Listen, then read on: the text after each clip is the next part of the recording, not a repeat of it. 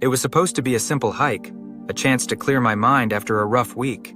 The trail was well marked, the weather was perfect, and I had my phone, a map, and plenty of water.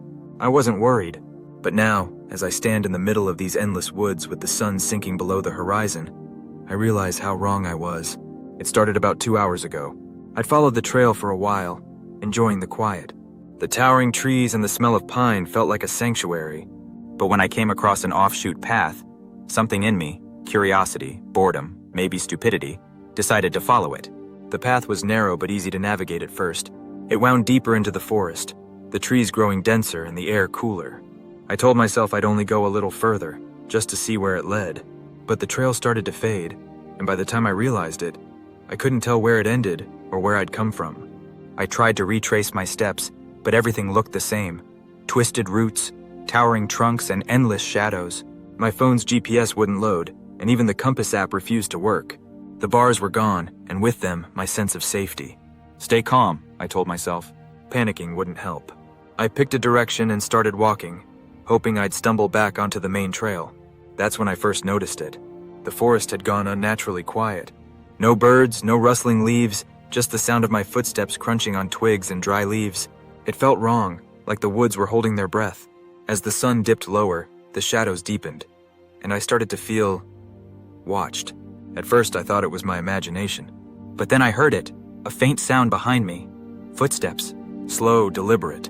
I spun around, but there was no one there. "Hello?" I called out, my voice cracking. Only silence answered.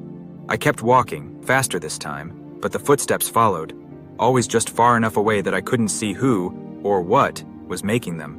My heart pounded in my chest, and every instinct screamed at me to run, but I didn't dare. I didn't want to look like prey. The trees seemed to close in around me, their gnarled branches stretching like claws. Then I saw it, up ahead, a small clearing. Relief washed over me as I stumbled into the open space, desperate for any sign of a trail. But the relief was short-lived. In the center of the clearing was a stone circle, the kind you'd think was made for a campfire. But it wasn't.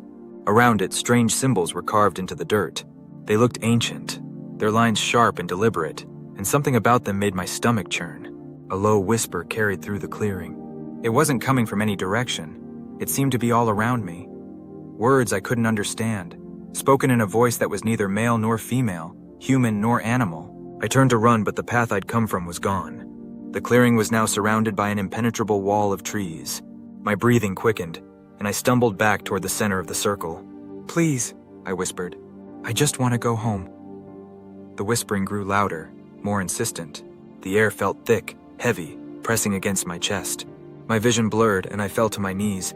Then, just as suddenly as it started, the sound stopped.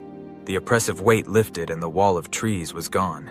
Ahead of me, in the distance, I saw the faint outline of the main trail. I didn't question it. I ran, faster than I thought possible, until I was back at the trailhead, my car waiting like a lifeline.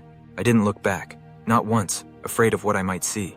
I don't know what I stumbled into that day, and I don't want to know.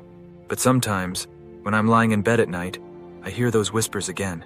And when I do, I know one thing for sure: the woods weren't done with me.